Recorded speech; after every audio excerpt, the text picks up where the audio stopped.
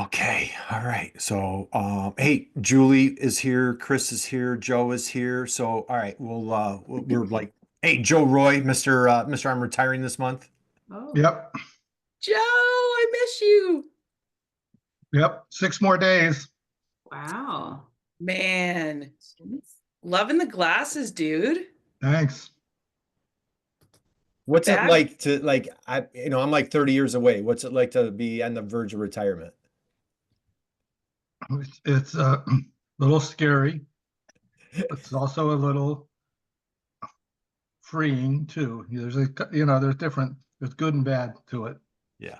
but Well, more good than bad. But I mean, it's an unknown, so it's something new, what on earth could be bad, right? right?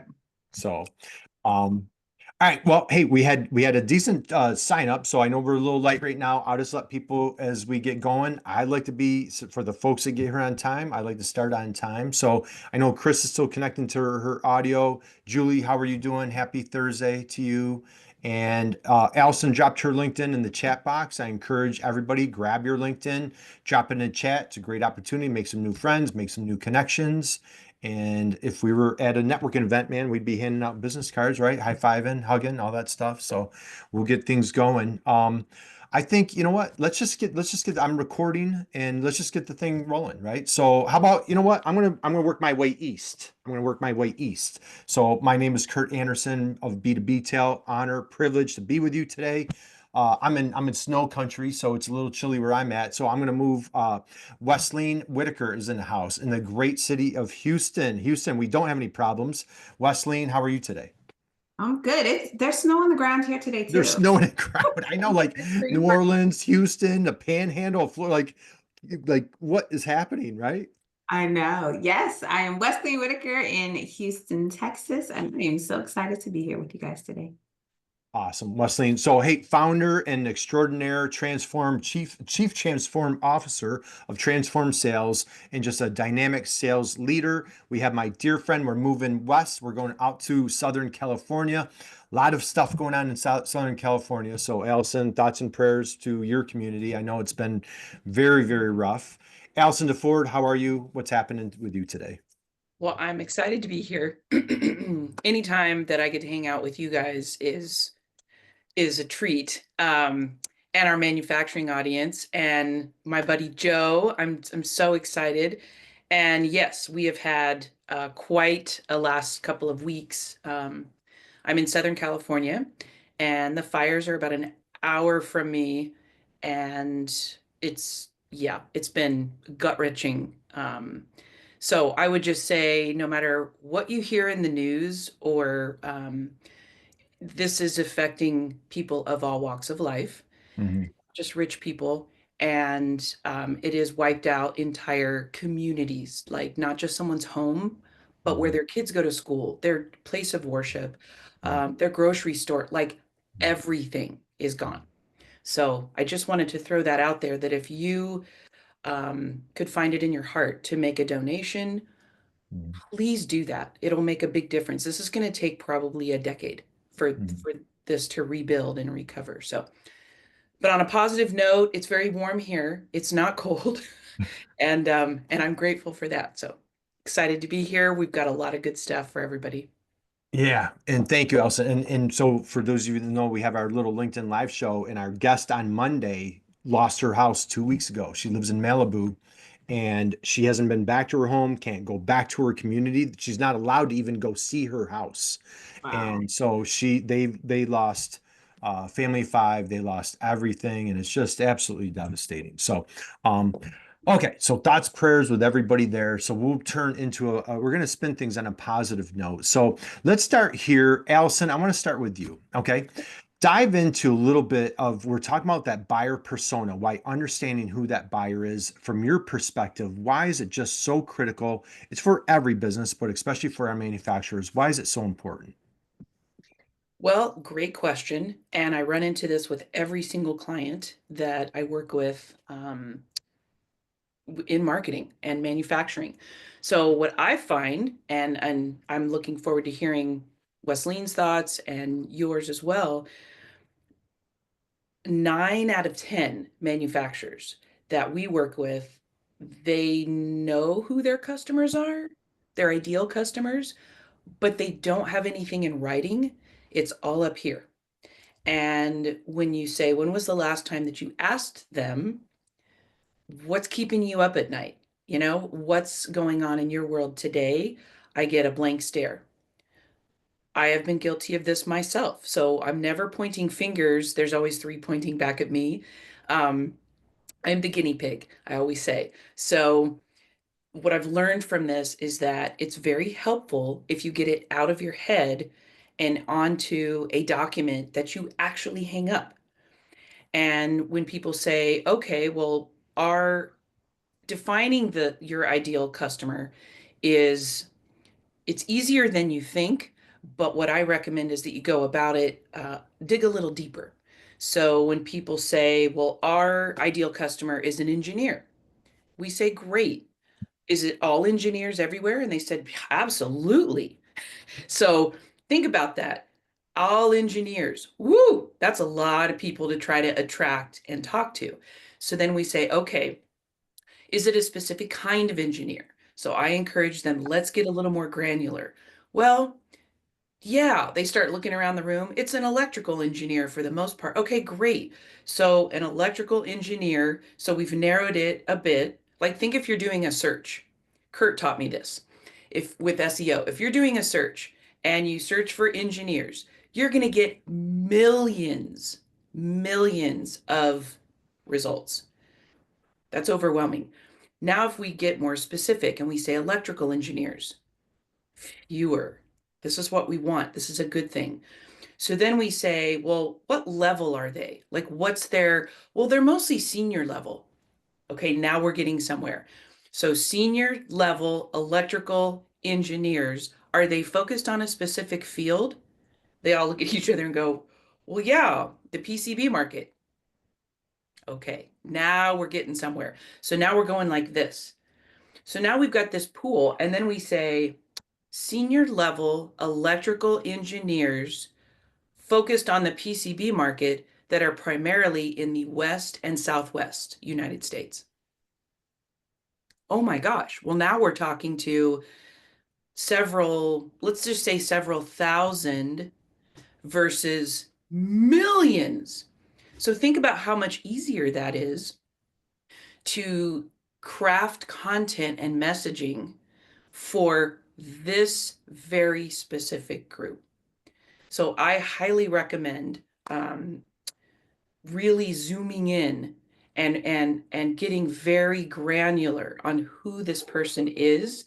And then before I go on about any kind of, building the persona or what's next, I think we should hear from Wesleyne, because I guarantee she's got some ideas and thoughts and experiences to share too. So just to chime in real quick. So for those of you, again, strongly encourage, let's all connect on LinkedIn, connect with Wesleyne, connect with Allison. When you connect with both of them, you're just going to get wonderful feedback, incredible, brilliant posts. Wesleyne has a little hashtag called Wesleyne Wisdom. And so Wesleyne, and so Allison, thank you for the shout out on SEO. Wesleyne, what you taught me is when you try to be everything to everybody, what happens? Nothing to no one. Nothing to no one. And this is I can give you a very real example of this. So I have a friend and he sent me this podcast and we exchanged podcasts back and forth. And so I listened to the podcast. I was like, this is horrible. Like, I don't like this at all. And so when we had our debrief later that day, I was like, so before I give you my feedback, tell me your feedback. He was like, he spoke directly to me. It was such a good podcast. He said this, and this. And I was like, thank you. I was not his ideal client. So that very real example tells us how important it is to be very specific in who we're speaking to.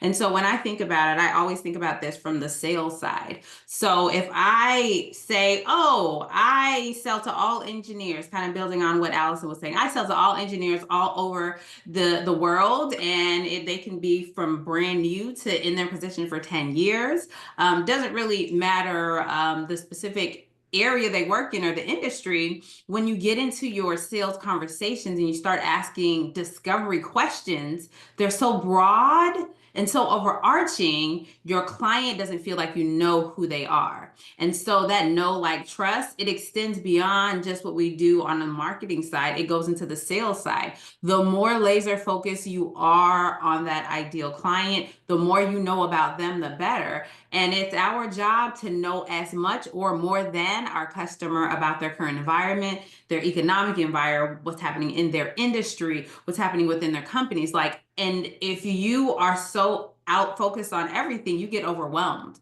But the goal is to be the biggest fish in the smallest pond. Drop the mic right there, right? How was that, Allison? So, a little tagline that we love to use is like, how do you niche down, but niche down till it hurts, right? And it hurts when you're like, well, gee, what about this customer? What about that customer? Like Allison, with your analogy, like, well, hey, what about if we're in the Northeast, or what about the Southeast? Well, no, because like it puts us, there's transportation, there's this, that, the other thing. Just talk a little bit about why it's so important to just stay in your lane and really focus on that niche. Well, like Wesleyne said, when you are a big fish in a big pond, okay, there's books written about it, right? Swimming in the Red Sea. So you're trying to talk to everybody. Well, what if we're not talking to these folks? We could lose that sale. And I think what we've learned in working with so many manufacturers, right? Everybody here, is that you are making it harder for yourself by not niching down. I myself was very afraid of that years ago, and it was very scary. And I thought, well, gosh, if we only market to manufacturers, what about all those other people that might want to work with us?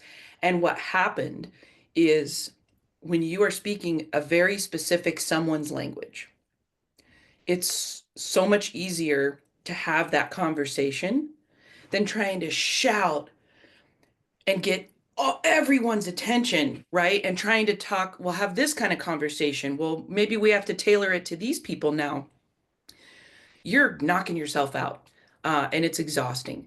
So what I have found is there is freedom in specializing, right? Are you a specialist or are you a generalist? Specialists make a lot more money, and they are sought after versus seeking. So that's a great place to be. And so most manufacturers ask us, well, where do we start? How do we find out? Are we just looking for demographics about our ideal customer? And I think that was probably the case back in the day, Um, it's a senior level manager who's, 40 to 65, and he primarily lives in the Southwest, has a college degree. Well, I think what we've learned is that that's all fine and dandy, but that doesn't help you understand to connect with that person on an emotional level. So how do we do that? We ask them. So I encourage manufacturers, when was the last time that you picked up the phone and you called your top 5 customers, your top 10 customers? And I'm speaking to, this is mostly for small to mid-sized manufacturers because that's mostly who we work with. And I know their pain points. And it's like, well, I don't want to bother them. I don't want to seem needy. Let me tell you what, people love to talk about themselves. And they love to be seen and heard and felt. So when you reach out and you say, hey, we're on a mission to really understand what it's like to be you today, they're going to go, whoa, okay. Well, why? Well, because we want to be of service to you at a whole new level. We want to make life easier for you in any way we can when it comes to XYZ, right? This experience that you have with us. And we want to make it easier and better for any future manufacturers like yourself. And then I say, get specific. We've surveyed people before. It's challenging. I think it can work, but I think it's a lot more challenging to send out a survey versus you pick up the phone and you ask and say, what keeps you up at night? When it comes to this industry and it comes to your role, do you feel alone or do you feel really supported? Like, So I don't, I want to pass the baton here, but that's my suggestion is ask them. You'll find out a lot more than you ever realized. Wesleyne, your thoughts? Yeah, the key thing that I want to ensure that everybody understands is in manufacturing, we typically have a buying committee. And so oftentimes we're speaking to the wrong person. A lot of times when I sit down and I speak to manufacturers, I'm like, okay, so who is a person that you want to target within this organization? And they say, oh, purchasing or procurement. I'm like, no, no, no, no, no. Purchasing agents, buyers, they don't really care about you.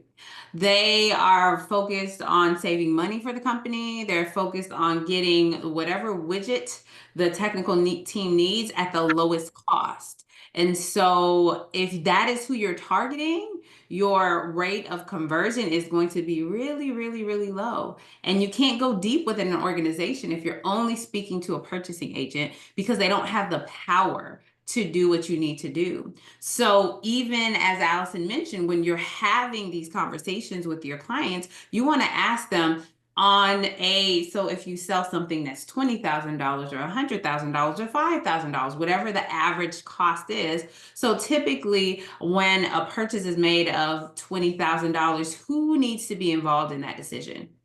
And they will say, oh, yeah, so for anything that's over $15,000, we have to have approval from the plant manager, or we need the VP of operations, or, well, if we're buying a new piece of equipment, then we typically want technicians to try it out to make sure that they like it. So that information is important for you because as you're creating your content, as you're having conversations with people, you are speaking to that person who is the ultimate one who's going to say, yes, we want to bring you into our organizations, but you can't forget about the ancillary people. You can't forget about those lurkers, right? The people who are just looking at your content and they'll never like it or comment on it, but they're just consuming and consuming. Yeah, and I think hitting them where they're at. So Elsa, I'm going to show a little fun example. You and I tag team a client several years ago. And so I want to talk about how important it is to, Wesleyne, you hit it, like not only understand their customer, but their customer's customer. Just talk a little bit about understanding the customer, understanding that chain of the customer's customer. And then I'm going to show a little example when you're done. Is that for me or for Allison? I'm sorry, for Allison, Yep. Oh, understanding the customer's customer. Yeah, the customer's customer. And you know what? If I don't want to put you on the spot, so I'll show a quick. I'm going to show a quick example real quick. And so let me share my screen. Can you guys see my screen? And let me go slideshow. So Allison, this was a client that you and I worked together and they manufacture baby changing tables. And like what's more precious cargo than a baby? So just talk, and because what I want to do, if the buyer persona is new to folks, you did an amazing job. I just wanted to show a couple examples of like, hey, I kind of hear you. You're niching down, electrical engineer, but here we're showing a couple examples. We've got Taylor and Mario. Allison, do you want to just talk a little bit about these buyer personas, how they were created, and like just kind of help folks get in that mindset? Yeah, absolutely. Well, I'm a fan of putting a face with a name and a name to a persona. So this is really effective. I have had so many manufacturers come back to us as we work together to develop content and marketing strategies and whatnot. And they say, this really works. And I said, well, what do you mean? And they said, well, we're sitting in the conference room and we're having a meeting. We're talking about, what are we going to do coming up this year before we meet with you and we hash it out. And we say, well, what would be good for Taylor, the architect? What would Mario respond to this? Would he even care? And I was like, yes, that's exactly what I want you to do. Is I think so many times we plan marketing and sales communication and we leave the customer out, right? We forget who they really are and what they really care about. And sometimes we go into the weeds and we start speaking our speak. And as Wesleyne mentioned, that isn't gonna speak to everybody. Okay. they aren't going to care, and they're going to tune you out. So the fun thing when we put together a persona is we name them, and we also find a picture that it could be a current picture of a current customer if you like, but a lot of times we'll find a stock image that we feel like represents that group. And a lot of times, I think it makes a difference. Are they primarily male? Are they primarily female? Because that can have some different nuances as to how you speak to them and what they care about. And then we really like to hone in on, well, what are their frustrations? What are their motivations? What are their challenges and what are their goals? And I think one of the most important things you can do is uncover what is their hero state? What does that look like? Because when you sit down to plan marketing and sales messaging, and if your sole intent is we're going to help, we're on a mission to help Taylor reach her hero state. And that is what? What does that look like? Well, so is this stuff that we're talking about today, do we think this campaign and this language, is that going to help her get there? And if the answer is no, then you need to tweak it. Because I think, and I've seen from experience, that when you're speaking to and creating content for people and to solve problems that they have and help their life be better, you're going to be way more effective and much faster. And like we say, you're going to make sales easier. And that's a double entendre. And I think it's important. What's in your thoughts as far as like diving in, creating that buyer persona, really understanding the person? This is like your jam. What are your thoughts? So when you have a document like this, it's more of the subtleties, right? So if I'm looking at Taylor, one of her motivations are environment and sustainability. So if I'm taking a hike and I snap a picture of myself, or I do a video as I'm outside in nature and Taylor's scrolling on her feed, that's going to stop her because she's like, oh, what's happening there? Now let me read this post. So it's really stepping into their world and understanding where they receive their information. If we figure out that Mario is a member of the National Association of Facility Managers, maybe we want to put an ad on their website. Maybe we want to go to that conference. Maybe we want to find the local association where we are and do a speaking event there or sponsor it. So really stepping into the world of your buyer is really, really key. And then taking it a step further, you mentioned, Curt, like the customer of your customer. So oftentimes I work with CEOs or sales leaders, and their customer are the salespeople. Their customer are the people who they're actually thinking about. If I'm working directly with a salesperson, their customer is who they're selling to. So we have to not only think about that person, but we have to think about that next level, because they're thinking about who they serve and how they help them and the challenges that they're having. They're not necessarily thinking about what they have going on. They're focused on, how do I help this person that I am trying to serve? How do I get them to achieve their goals? So even having content that's not only focused on your actual customer, but things that may help them personally or professionally. I had a LinkedIn note just this morning from someone I've been connected to for a while. So saw they viewed my profile. I reached out to them and say, hey, why did you stumble upon my profile? He said, well, you wrote about your son being dyslexic, and you were also talking about figuring out what success looks like at the end of this year. He is my ideal client, right? My ideal client is usually a VP, director of HR, that is very focused on developing their people. But those aren't the posts that I write a lot of content about that. But what resonated with him was me talking about my kid, because he has a young child. So you have to think about, it's not only why we're so great, why we're so amazing, all the amazing things we do. It's really stepping into your customer's world and understanding the things that impact them as human beings, because they're humans just like we are.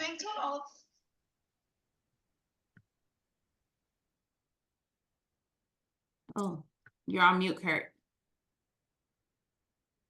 see. I got, I I wanted to cover a couple of things that you guys just covered right here. So as we look at this ideal buyer persona, so like in Allison's example, Mario and Taylor, and this is funny. So exactly what you just said, Wesleyne. So you look down here, we look at their social, like where are they hanging out? How can we connect with them? What messaging can we put out there? What are her challenges, frustrations, goals, that type of thing.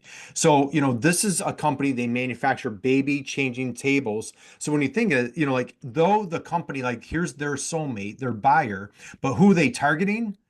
This guy right here, right? Like that's the customer's customer, the parents. The more that I'm protecting that child, the better I'm going to hit it off with Mario or in Taylor. Now, Allison, if you remember, this was a wonderful team of folks that we were working with in Miami. They called me Uncle Curt, and I was like just hitting the LinkedIn drum over and over and over. And they're like, Uncle Curt, you're an old guy. LinkedIn's not for us.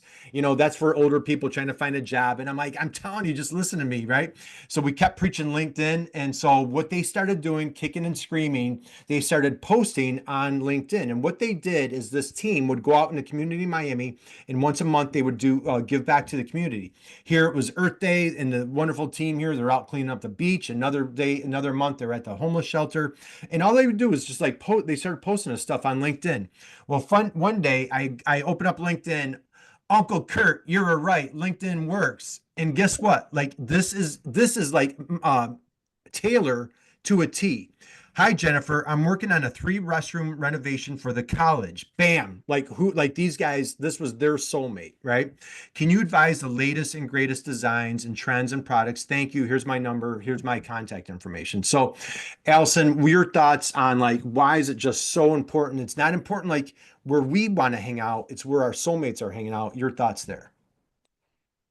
Yes. I liken it to dating. I'm not the first person to say that, right?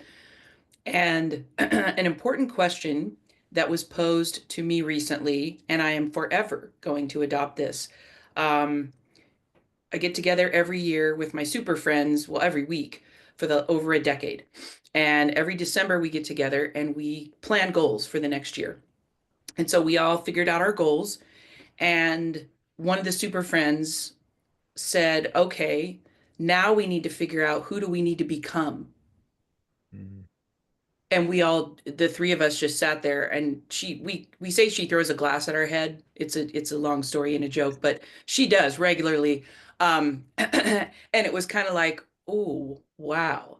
So what I mean here is this. It's important to figure out, to understand who your ideal customer is, who they are. And then, like Wesleyne said, you do need to figure out, well, and I would say ask them, where do you get your information? Where do you go for education? Where do you go for funny stuff about the industry? What publications do you read? What blogs do you love to read? Are there any influencers that like you love their like ask these questions, figure out where they are. And then I think it's really important to then look inward, right? I always say the best marketing and sales happens from the inside out. So, who do you need to become as a sales rep to attract this sort of person? Who do you need to become as a company, as a brand? And I think that's really important. For example, when I say dating, let's say that you are now in the dating pool and you think, okay, I really want to find a guy who's like really fit, who's really smart, who's very successful, who's funny, who's emotionally intelligent, blah, blah, blah, fill in the blank. And yet you don't take care of yourself. So you're not in good shape. You're a little low on the emotional intelligence scale because you're not working on yourself. Um, you are, you're not traveling and sharing that, but you're looking for someone who travels and is adventurous. See where there's a disconnect? So in effect, you're not going to be attractive inside outside to the person that you want. Yeah. So this is something that's been a big brick to my head lately, and I'm excited to share this thought and see what you guys think about this. Awesome. Wesleyne, what do you want to piggyback on that? I think that last piece is, do your insides match your outsides? Are you trying to go and ask for $50, $100,000 purchase orders, and when your prospective buyer goes on your website, it hasn't been updated in 10 years? You have zero social media presence. You are not investing any money at any kind of trade shows. Like you're just in your own little bubble, but you're expecting the cream of the crop clients.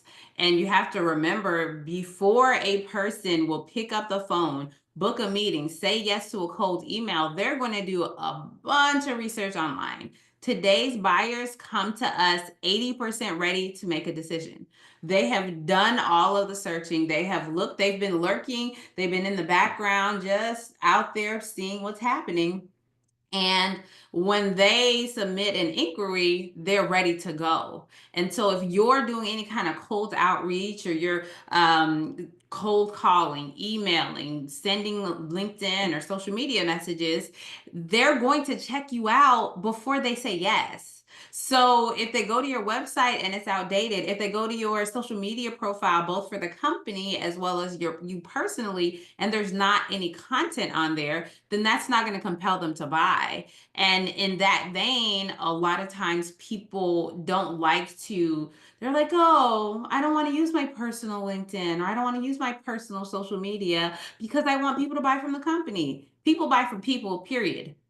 Doesn't matter what you think about people's politics or who they are or whatnot, but when we think about Tesla, we think about Elon Musk, right? Who do you think about when you think about Apple? I still think about Steve Jobs. That's my own thing, right? But it's like literally you think about the person that is the face of the company. When I was a salesperson, my customers knew Wesleyne, and so when I left my company, and I called them up and said, hey, so I have moved on. I'm doing this now. They're like, okay, great. What are you selling? Okay, yeah, just come in and let's talk. Because they really built that connection. So you have to remember, people buy from people. So whether you're a business owner, or you are a salesperson or a marketing person within an organization, you do have to put the face on the brand, or you're not going to move your conversion metrics.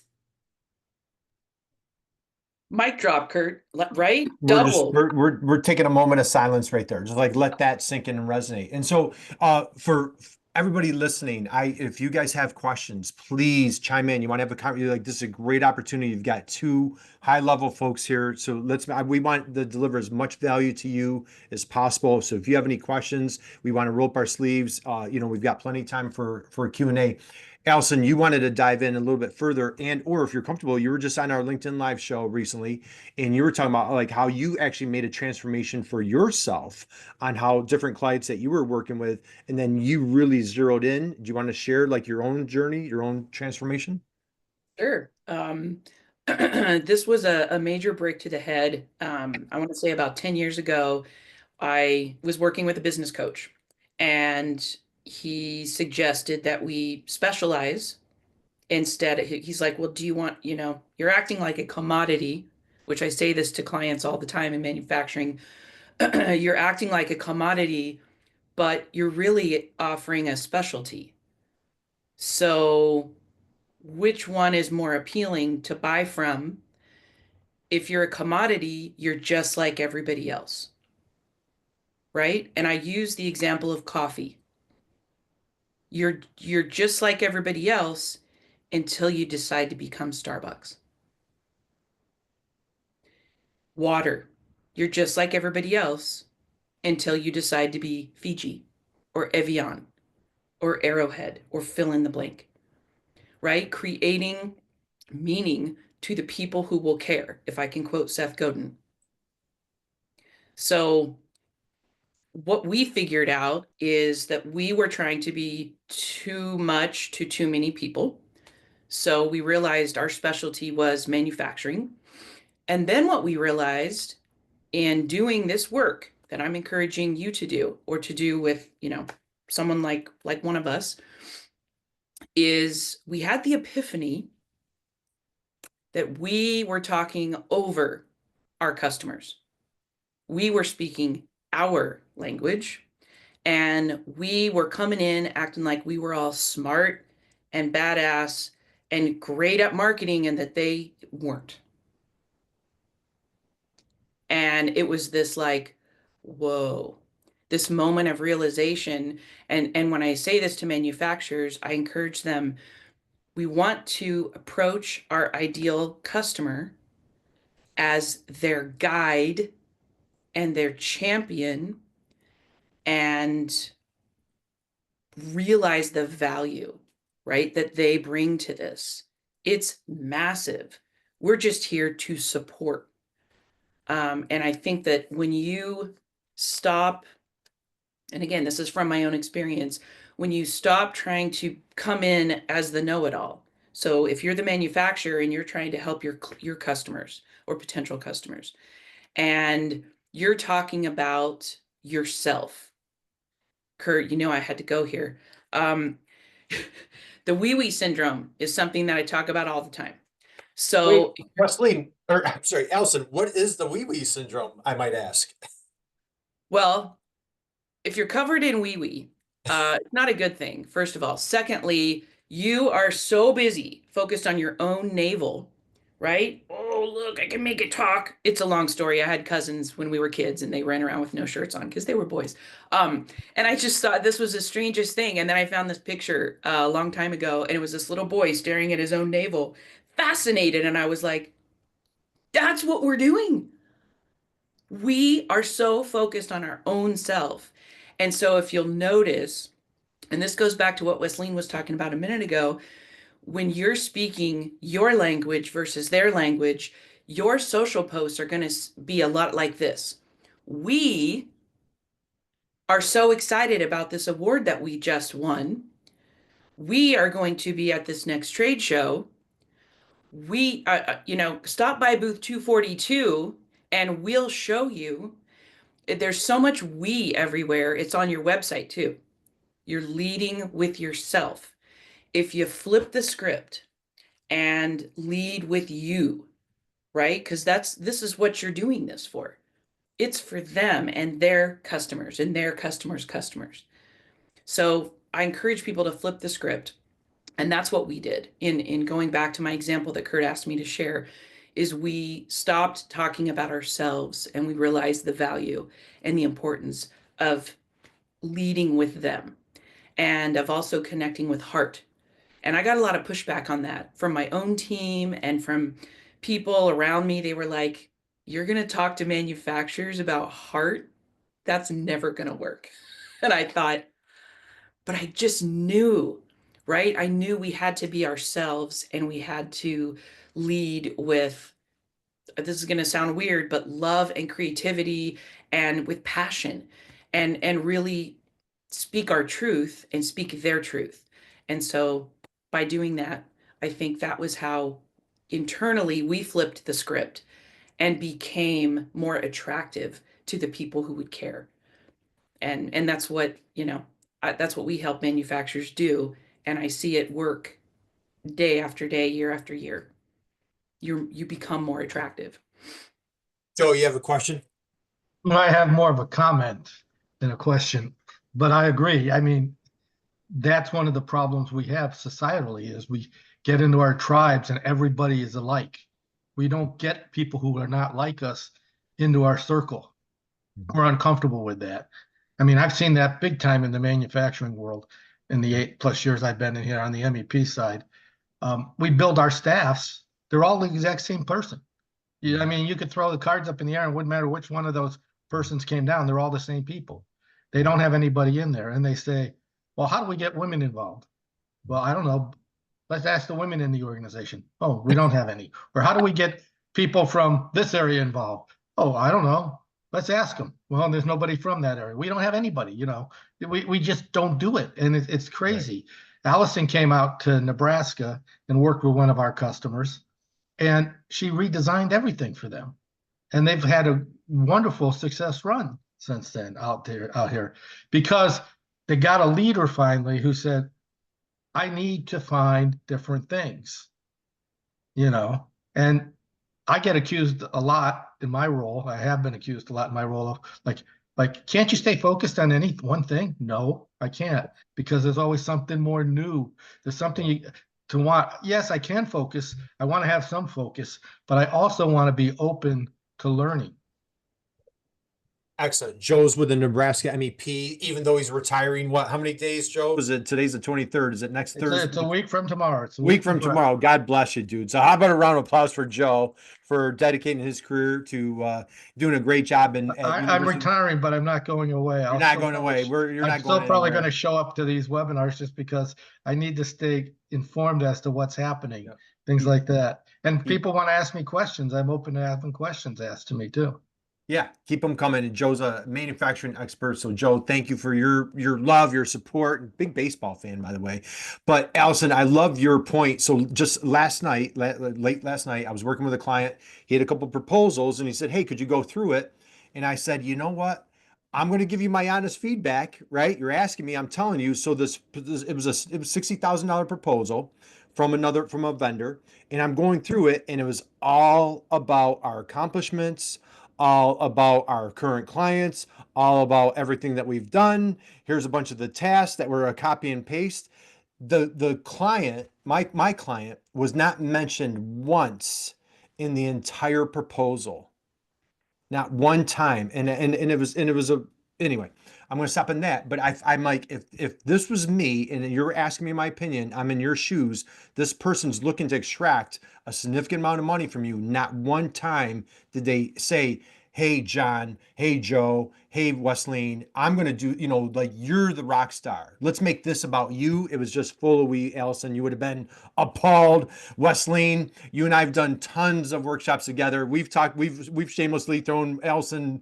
God, if she should have gotten a commission from us every time we talked about the wee syndrome. But Wesleyne, just share a little bit of your perspective on how do we help our folks here conquer this dreaded wee syndrome?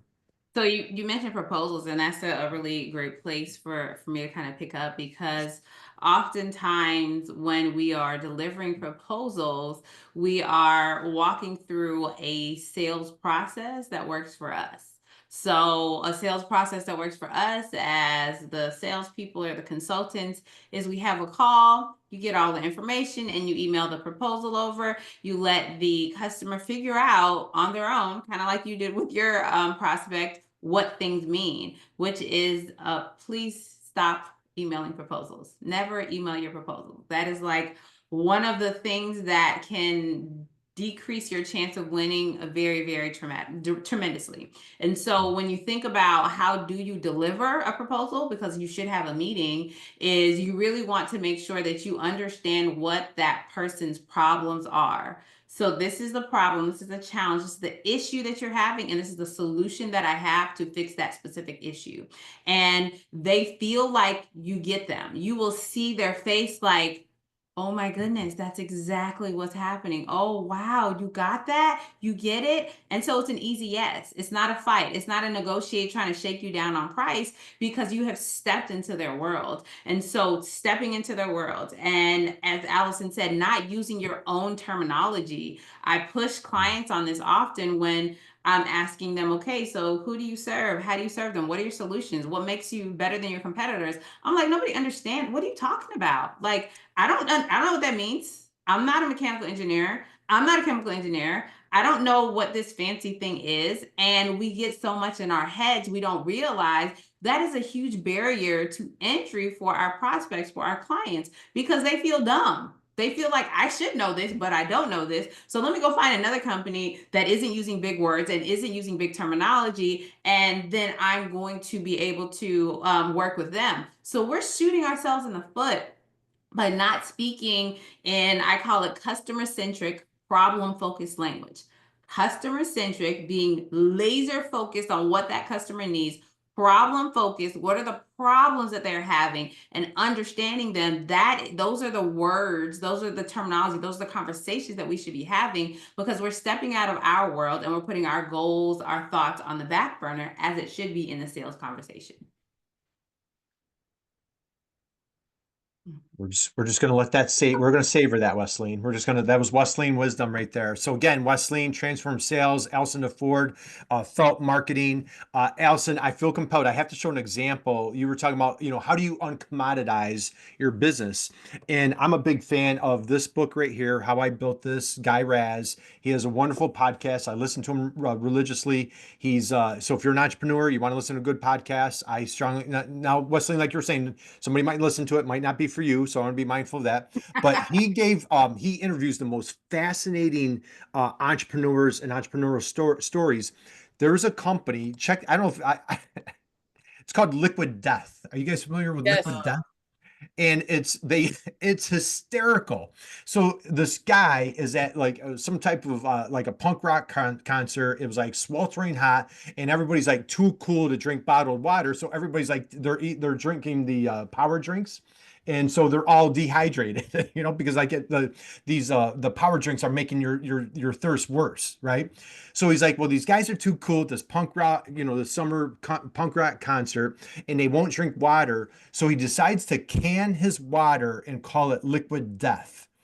Like if you were like if a family member said, "Hey, would you invest in my company? I'm going to can water and go against every major water player," you'd be like, "I'm not giving you $5, right?" This guy's built 100 million. It's a 9-figure company because he discovered the blue ocean, like you said earlier, Allison, right? You've got the red ocean where it gets real bloody, all the sharks are swimming. This guy went to the blue ocean and he finds a market that didn't want to drink bottled water, but boy, they'll drink canned water, and it's like the skateboard world, right? 18-year-olds that love drinking Liquid Death. So this, I think, was a brilliant, and Allison, I want you to love for you to share. You have both you guys put out newsletters. Please connect with these guys on LinkedIn. Sign up for both of their newsletters. Allison, I think your newsletter is off the charts. I read it religiously. And like it's I want you to hit on a few points. How you came up with it, who you're targeting, who you're speaking to, and like just what for folks out there. Cassie's out here today, my friend Chris, and these guys. Like, if they're like, hey, where do I get started? Talk a little bit about your newsletter and how it resonates with your soulmate, and maybe that would be applicable for them. Absolutely. My our newsletter we've put it out for, I think we're on year 4, and we decided to call it WTMFG, kind of like what is happening in manufacturing, right? And just right to the heart of what's happening. And then it says it's the manufacturer's newsletter with heart. So I went against the grain of everybody else who said, "Oh, that's too soft. That's never going to work." And I thought, no, this is who we are. We help people connect on an emotional level. Thus, that's why we're helping them be felt. So I said, this just makes sense. So I went against the grain, called it something weird, and decided to make it more about the letter than the news. And what I mean by that is I got this from my hero, Anne Handley, who has a massively amazing following, blog, Total Anarchy. And I was inspired by her newsletter. And I thought, that's what I'm going to do. We're going to make this more about the letter than the news. So when we send this out, it comes from me. It's very personal, and all roads lead back to manufacturing and marketing every single time. That's the point. So, but people say, gosh, when I get that, it's like I can hear you talking. I laugh, like Curt always says, I laugh out loud. That's the point, because I'm the face of this company, of this brand, and we're all about emotional connection. So if we're sending out a newsletter that doesn't make you laugh, that doesn't make you cry, that doesn't make you feel anything, how are we becoming the person we want to attract, the company that we want to attract? So same with our client in Nebraska, right? They were named something else since the 70s. And the CEO, the new CEO, came to me after he connected with me on a webinar through Nebraska MEP. You guys rock, by the way. And he said, we've got to change our name. And I said, are you sure? That's a big deal. It's a big step. Like, why do you think you need to do that? And he said, because we are confusing people. We no longer even make the thing that our name is. So, long story short, we rebranded them, we renamed them. Now they are more in line with the type of people that they are trying to be of service to. It's not confusing anymore. And we help them create a newsletter. And we call it Shop Talk because it's Gary, the CEO, leads with a letter. It's short, it's brief, and it's very friendly, and it's very you can feel something when you get this from him. And then the rest of it is like, this is what's new for you over at the blog. It's not read our latest thing, it's this is what's new for you. Every single blog post that we help them create is very specific and very in tune with what their audience cares about. It's something that will be of service to them. And then below that, we might have something fun or interesting about what's happening on the shop floor, just to give you a little insight so that you can know us, like us, trust us before you ever reach out that first time to buy. Yeah, I love that. And I couldn't encourage everybody here enough to sign up for Allison's newsletter. And what made me think of like Liquid Death is like you'll pull out these companies and just like this company did this and uncommoditized, I think like a knife company or like these companies, the Yeti, every teenager, I heard somebody say like this generation, there's never been a generation that's been so hydrated than like teenagers because all they walk around with their Yeti water bottles, and you gave a nice newsletter, and I find it informational. It's funny, and I will give there is a warning. When you are reading Allison's newsletter, please do not have any liquids in your mouth because you will spit them out on the keyboard because it is absolutely hysterical. Wesleyne, you have a wonderful newsletter, sales tips, and now I want to slide in here. We're mainly all about LinkedIn. You put out just phenomenal LinkedIn content. Just talk a little bit about how your intention with putting out content, you're deep in faith. Just like talk a little bit about how your messaging to connect with your ideal soulmates. So kind of piggybacking on what Allison said, when I create content, I'm thinking about my ideal client, but I'm thinking about them as a whole person, a human that has many different complexities to them. So they have leadership challenges, they have sales challenges, they have personal challenges, they need roadmaps. And so I am very intentional about sitting down and thinking about, okay, what are some of the questions I've heard in the past week that my clients have asked me? And so probably about 80 or 90% of my posts come from questions that my clients have asked me about, emails that I've gotten, conversations I've had on the phone, because I want to speak in the voice of the customer. So my content isn't about me promoting me or me saying why I'm so great or why these things are amazing. It's really about what are the challenges that my ideal client is having and how can I address those challenges. And what I found is it is beneficial for me to be vulnerable and authentic. And that's just a part of my brand. I am who I am. And I had a client this week who contacted me, and he literally called me 10 minutes after we sent out our newsletter. He was like, that newsletter was so good and I want to forward it to all of these people. And I was like, go ahead and forward it, but why don't you send me their emails and I'll put them on the list too. And he kept talking and he was like, yeah, I read all your content on LinkedIn, I see all your newsletters, I don't comment or like or anything, I just don't do it. And I said, I'm okay with that. I don't need vanity metrics. What I need is for you to keep paying my bills. So and he just started laughing because that's what it's about, right? Like he can tell, and it is actually pretty, I don't want to say scary, but it's pretty crazy. He's like, I mean, you just travel all over the world, Wesleyne. You've been to Dominican Republic, you've been to Costa Rica. I'm like, oh, you're really reading. Because as I'm going through and things are happening within my life, I'm just sharing, but I always connect back to the purpose, right? So I use this is something that you should be doing in your organization. This is how you can impact your sales.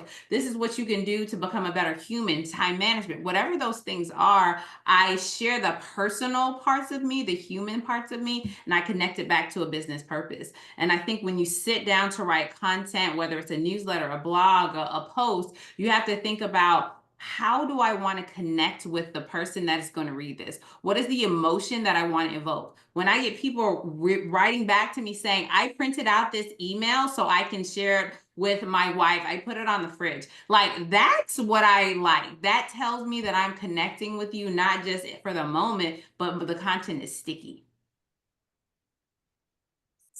Man, I'm like, my mic is broke. So that was phenomenal. All right. I know we're coming into time. I want to be respectful. I know everybody's busy. We're gonna have last parting thoughts. Any questions, comments that you guys have? Any questions? Drop in the chat. Take yourself right off of mute. We'd love to tackle any questions. Bring those on. Allison, as we wind down, parting thoughts, words of wisdom that you want to share with people today. Yes, one thing that I thought of that I will be remiss if I don't mention this, when Wesleyne was talking about when she sits down to write her newsletter, when I sit down to write the newsletter, how many people right now are saying, well, can't I just use AI? Can't I just phone it in? And my response to that is this: AI is merely a tool. If you want to use it for subject line ideas and research, and maybe it could make something sound a little bit better, but it's something you've already written yourself. So I just encourage everybody, please don't phone it in and think that you can put out artificially, the key word there is artificially produced content. People can spot it a mile away. And I have had publications talk to me and say, we will no longer work with this marketing agency. And I said, what are you talking about? Why? And they said, because they keep sending us crap that they created with AI.